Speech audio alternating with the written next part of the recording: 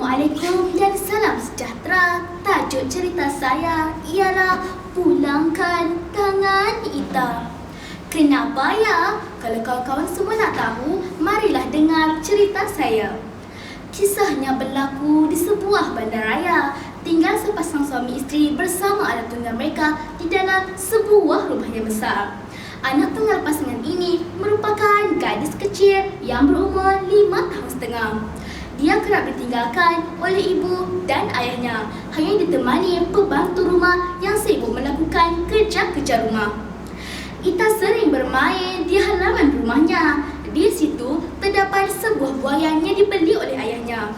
Ita sering bermain sambil berayun-ayun sendirian. Setelah puas bermain, Ita akan memetik bunga matahari, kertas atau orkid untuk diselitkan di cerahan rambutnya yang diikat rapi.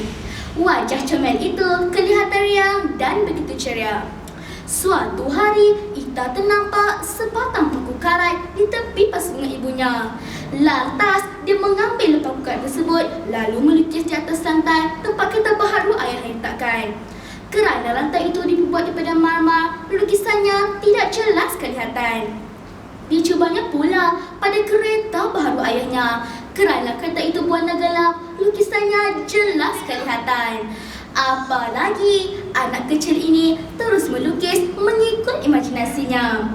Dilukisnya gambar ibu serta ayahnya, gambarnya sendiri, gambar pembantu rumah, lukisan kucing dan sebagainya. Perbuatannya tidak disedari oleh pembantu rumah. Riang sungguh hatinya tanpa mengetahui pada yang akan terimanya. Pulang sahaja kedua orang tuanya pada petang itu, terkejut si ayah melihat kereta yang baru dibelinya penuh dengan contengan.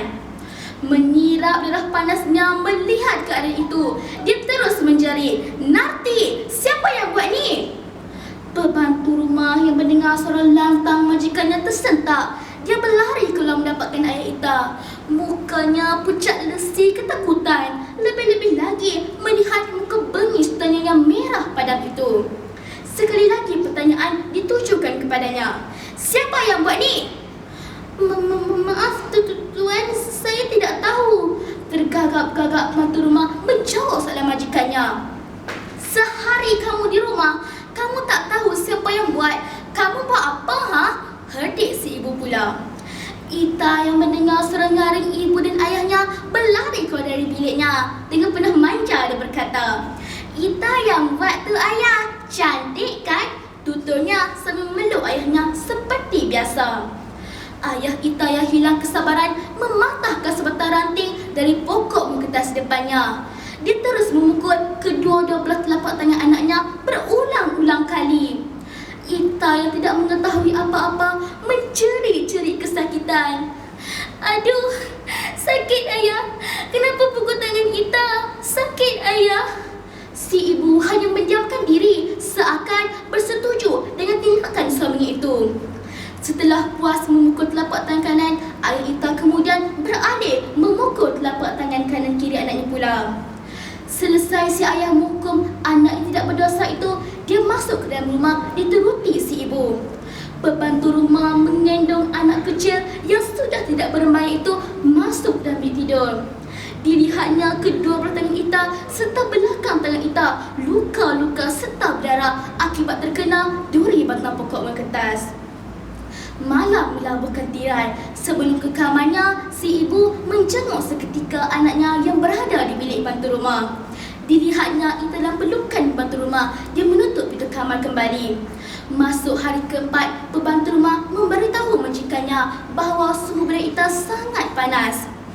"Esok saja kita bawa dia ke klinik. Hari ini saya sibuk," kata si ayah sambil berlalu pergi.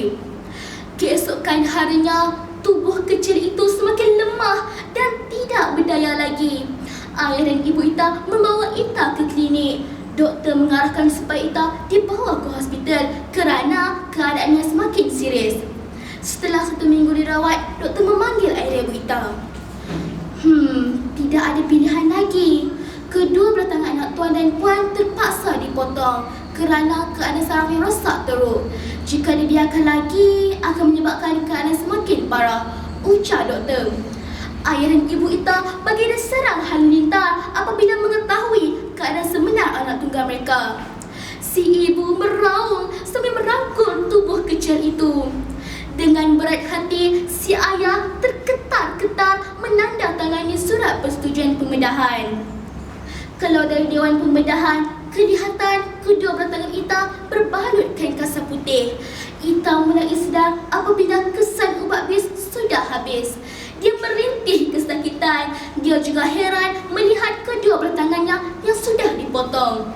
Sambil menahan sakit, Ita bersuara dalam lindangan air mata. Ayah, ibu, Ita janji tidak akan buat lagi. Ita tak nak ayah pukul tangan Ita. Ita tak nak jadi anak jahat. Ayah, kembalikan tangan Ita. Kenapa pukul tangan Ita? Ita janji tidak akan lukis pada kereta ayah lagi. Ita janji, ibu. Tolonglah pulangkan tangan Ita kembali. Rayunya berkali-kali. Tangisan mereka tidak dapat mengubah takdir yang telah terjadi. Bermulalah kehidupan baharu Ita sebagai insan yang tidak sempurna akibat perbuatan ayah sendiri. Kawan-kawan, antara pengajaran yang terdapat dalam cerita ini ialah: yang pertama, kita tidak sepatutnya melanggar nilai-nilai murni dalam kehidupan walaupun kita dalam kemarahan.